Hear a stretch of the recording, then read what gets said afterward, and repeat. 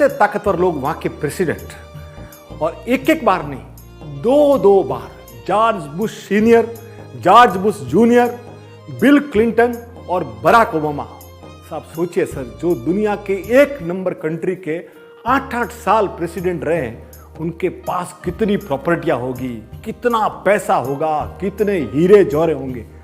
पर आप सुन के ताज्जुब करेंगे सर, 2018 में जॉर्ज बुश सीनियर जब उनकी देहांत होता है तो उनके पास उनके पेंशन के अलावा कुछ नहीं था सर। और जॉर्ज बुश जूनियर वो आज भी 2016 के मॉडल की गाड़ी चलाते हैं, और वो और उनकी पत्नी दोनों एक कंपनी में साधारण सी नौकरी कर रहे हैं सर। और बिल क्लिंटन के बारे में तो आपने न्यूज़पेपर में सुना ही होगा, उनकी स्थिति बड़ी दयनीय है, बीच में तो उनकी हालत बड़ी खस्ता थी।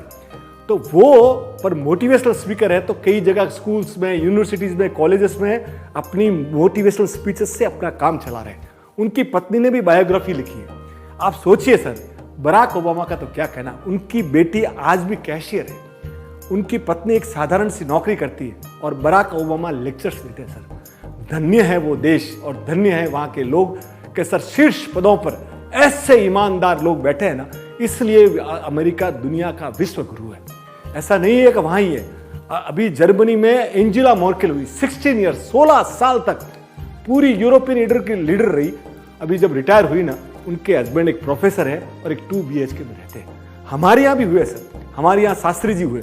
शास्त्री जी जब थे तब उन्होंने एक फिएट कार ली थी पंजाब नेशनल बैंक से, उनके अकाउंट में 7,000 रुपये थे और 5,000 रुपये का उन्होंने लोन लिया था, जो वो प्राइम मिनिस्टर रहते चुका नहीं पाए, और उनकी मृत्यु के उपरांत उनकी पत्नी ललिता शास्त्री जी ने वो चुकाया था। आप सुन लीजिए सर। और अभी मैं आपके जो बात बता रहा हूँ ना, वो सुन के तो आपका दिल गदगद हो जाएगा कि अपने एक 94 साल के एक व्यक्ति थे, उनको एक मकान मालिक के यहाँ रह रहे हैं, और वो मकान मालिक उनको बाहर निकाल रहा है कि भाई आप किराया नहीं दे रहे हो।